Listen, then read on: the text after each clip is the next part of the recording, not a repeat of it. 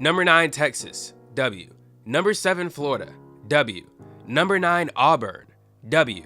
But number 3 Alabama? Well, this was their biggest kryptonite, and this is the story of 2019 LSU vs Alabama and the quarterback who finally broke the losing streak. So the year is 2018, and Joe Burrow is the new quarterback for the LSU Tigers, a program that was heavily seeking that one great first-round quarterback. Since that brisk night in Tuscaloosa in 2011 where the Tigers beat the Tide in what would be named the game of the century, the Tigers had lost to Alabama in the BCS National Championship game later that season in a 21-0 shutout, and then lost to 2012, 13, 14, 15, 16, and 17 matchups in the regular season. And one can say quarterback play was the biggest reason for this losing streak. Well, since Ed Orgeron took over the reins, he found his guy, and his name was Joe Burrow, who transferred out of Ohio State. But even with Burrow, 2018 would see Alabama shut out LSU 29-0 en route to another SEC crown, a conference the Tigers hadn't won since 2011. So something had to change, or the Tigers were looking at what would be a 9th straight loss to Alabama. And that change would actually be the emergence of two star wide receivers, sophomore Jamar Chase and junior Justin Jefferson. In 2018, Joe Burrow threw for 2,894 yards, 16 touchdowns, and 5 interceptions. Jamar Chase caught 23 receptions for 313 yards and 3 touchdowns, and Justin Jefferson caught 54 receptions for 875 yards and 6 touchdowns. Now let's compare that to the team in Tuscaloosa. Tua Tagovailoa threw for 3,966 yards, 43 touchdowns, and 6 interceptions. And the receiving core of Judy, Waddle, Ruggs, and Smith went for 3,597 yards and 38 touchdowns alone. It's safe to say that it'd take a lot to take down this Alabama team, a program that didn't just have their number, but the number of all of college football. Since the last time LSU beat Alabama, Bama had won the 2011, 12, 15, and 17 national championships. So how would 2019 go? Well, as mentioned earlier, the Tigers started the season in dominant fashion. A 55-3 win over Georgia Southern, a 45-38 classic win over number 9 Texas on the road in DKR, a 65-14 win over Northwestern State, a 66-38 win over Vanderbilt, a 42-6 win over Utah State, a 42-28 win over number 7 Florida, a 36-13 win over Mississippi State, and a 23-20 win over number 9 Auburn. Safe to say this LSU team was battle-tested. They'd already faced 3 top 10 teams, and in 2 of those matchups scored over 40 points. And you can see the improvement in Burrow. He threw for 471 yards and 4 touchdowns versus number 9 Texas, 293 yards and 3 touchdowns versus number 7 Florida, and 321 yards and a touchdown on the ground and in the air versus number 9 Auburn. And Jefferson had accumulated 819 yards and 9 touchdowns in the first 8 games, with a season-high 3 touchdowns versus number 9 Texas. On the other side, Chase had racked up 749 yards and 9 touchdowns in his first 7 starts to the year, with a season-high 4 touchdowns versus Vanderbilt. Not to mention, the rest of the offense and guys like Clyde Edwards-Helaire, Terrence Marshall Jr., and Thaddeus Moss were chipping in. And that's nice and all, but this is Alabama we're talking about. The defending SEC champions need no introduction, but here's one anyway. The team headed by Nick Saban, Tua, Judy, Waddle, Smith, Ruggs, Najee Harris, and just an embarrassment of riches started the year with a 42-3 win versus Duke, a 62-10 win versus New Mexico State, a 47-23 win versus South Carolina, a 49-7 win versus Southern Mississippi, a 59-31 win versus Ole Miss, a 47-28 win versus number 24 Texas A&M, a 35-13 win versus Tennessee, and a 48-7 win versus Arkansas. Dominance, yes. But notice the lack of ranked teams. They only played one of them, which was a 24th ranked Texas A&M team who they easily disposed of 47-28. But funny enough, the same exact thing happened last year, as the only ranked team they faced before traveling to Baton Rouge for their date with number 3 LSU was the 22nd ranked Texas A&M team. And remember how that game ended. It was a 29-0 shutout victory for Alabama. So we saw this script play out just 365 days earlier. So what was the difference this time?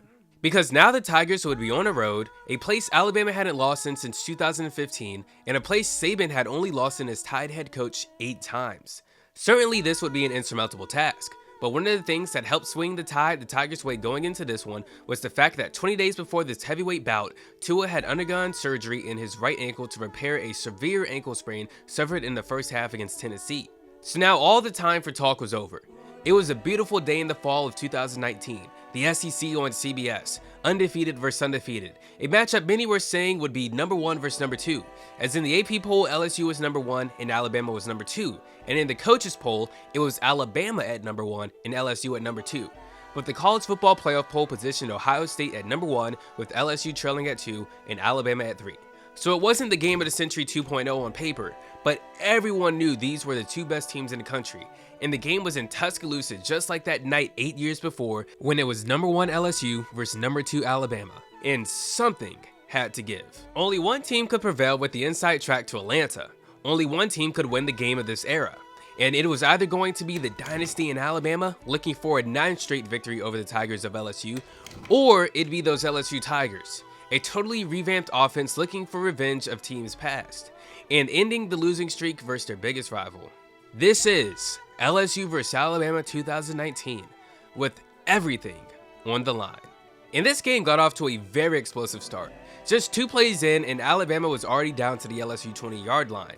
But bend but don't break. The LSU defense held strong, and on 3rd down, Tua would lose the football scrambling for a touchdown. A massive turnover early in this mega matchup, and a huge mental boost for an LSU team who had been dominated for the better part of a decade in this rivalry. And now it was time for Joe Burrow and that 2019 LSU offense. Right away, it was Ja'Marr Chase working on Patrick Surtain, and the talent on both sides of the ball was just incredible in this game. As then on the very next play, it was Burrow finding Jefferson, and then once again, Chase would come up big as he went up over Trayvon Diggs for the first score of the game. 92 yards in just 6 plays, and Burrow went 3 for 3 for 74 yards. And what a momentum swing. What seemed to be an Alabama score just minutes into the game turned into no points, and the Tigers with the quickness went right down the field for 6. So now Alabama found themselves in unfamiliar territory. The Crimson Tide hadn't even allowed an LSU score versus them since the 3rd quarter of 2017, which means 82 minutes of play had went by. But things were different now, and the Tide would need to answer. But answer they would not. A massive mental mistake we're not used to seeing from Alabama gave the Tigers great field position. And suddenly, LSU had a chance to go up 2 scores. And that they did, converting on a field goal for a 10-0 lead. But props to Alabama's defense holding there after being in such a tough spot. So just 10 minutes into the game, Alabama was already facing their largest deficit of the season, and LSU smelled blood, blitzing Tua and getting off the field. The Alabama offense had come to a halt after the incredible first drive that ended in a turnover. But now Alabama's defense had found their groove, forcing a 3-and-out, and when the offense was nowhere to be found, it was special teams who showed up, as Jalen Waddle used his legs for a 77-yard punt return. LSU, who had allowed the 3rd fewest returns in college football, hadn't seen the nation's top returner in Jalen Waddle yet. And now Alabama had their spark, and at the end of one, it was 10-7. But unlike years previous, LSU had the offense to go score for score, and Burrow drove right down the field, finding wide open targets on a defense full of future NFL talent, and he found Terrence Marshall for his jersey number, and the preceding extra point was blocked. Already, Joe Burrow had become the first LSU quarterback with 2+ touchdown passes versus Alabama since Matt Flynn of their national championship year in 2007. And looking at the quarterback comparison, just a dialed-in Joe Burrow and a Tua who was still trying to find his way after returning from surgery. And yet, another mental mistake from Alabama would follow as Tua would slide a yard short of the first down on a crucial 3rd down. And on 4th and a yard, Alabama wouldn't get enough to pick up the first down, giving LSU the ball right back at midfield yet again. But the Tide defense stepped up and kept the game in arm's reach with a 3-and-out. So the question was, could Tua find a way to maneuver through the heavy duress of the LSU defense? Well, yes he would. He found Devontae Smith right in stride for 64 yards, and as signature in this rivalry, a missed extra point. So the game stayed a 3-point difference in the scoreboard, and the Tigers had gone cold. So how do you respond? You find your top guy. Ja'Marr Chase had a monster drive to get LSU in the red zone, but once again the Alabama defense forced a stop. And in a game where forcing field goals were wins, the Bama defense had won again. But the Alabama offense had come back to earth, and the Tigers forced a 3-and-out. And now, LSU would have a little over 2:30 to work with to extend their lead back to 2 scores. And that they did, as Burrow again flawlessly maneuvered down the field and found the son of Randy Moss, Thaddeus Moss, who would get the team to the 1-yard line, leading to Clyde Edwards-Helaire jumping over both lines for the touchdown. This was already the most points LSU had scored versus Bama since that famed 2007 season, and they weren't done yet in this half. Tua would throw a costly interception to Patrick Queen with under 25 seconds to go on the first play of the drive, and that opened the door for Clyde Edwards-Helaire to go back-to-back and score his second touchdown of the game on a reception from Joe Burrow. And all of a sudden, things had unraveled in Tuscaloosa. The score was a shocking 33-13 as we hit halftime, and what was built as the game of the year was now looking to be a blowout, as LSU had built a 20-point halftime lead. But we all knew Alabama wasn't done yet. Tua was the same guy who led the national championship comeback versus Georgia, but this year, it was LSU who was the battle-tested team, and that showed in the first half. So with Alabama facing their largest deficit at home since 2000, how would they answer? Well, they blitzed right out the gate and forced the first LSU turnover of the game as Burrow was strip-sacked by Xavier McKinney. But the Alabama offense still couldn't do anything. And what would follow was an LSU punt and another chance for the Bama offense. And this time they converted on a back shoulder to Najee Harris for their second offensive touchdown of the game. Just like that, the lead was down to 13. And the momentum shift would lead to another Alabama stop. And Tua had now found himself, finding Devontae Smith on the deep ball, and Najee Harris, who was having a monster game, would cap it off for his third touchdown of the day. Now it's the fourth quarter, and the dormant LSU offense would need a spark from their Heisman frontrunner. They had just 87 yards of offense in the third quarter to Alabama's 185. And on 3rd and 10, crowd at a fever pitch, with everything looking to fall off the rails, Clyde Edwards-Helaire used heart and guts to find the first down and keep the drive alive. And yet again, we'd see a third down where the Tigers just dug down deep, and Burrow would find the first down, leading to a Clyde Edwards-Helaire touchdown to extend the lead to 39-27. And now we were in a shootout. Burrow was firing on all cylinders, Tua was firing on all cylinders, and the fans were back in it. Tua dotted the LSU defense with 2 separate fourth down conversions, and the Tide found the end zone when they had to have it. And the pressure went right back to the LSU offense as the score was 39-34 with 5.5 to go. Could the Alabama defense stand tall one last time? We saw what Burrow did in Austin when he sealed the game versus Texas, and this was another one of those moments with the Heisman Trophy in the balance.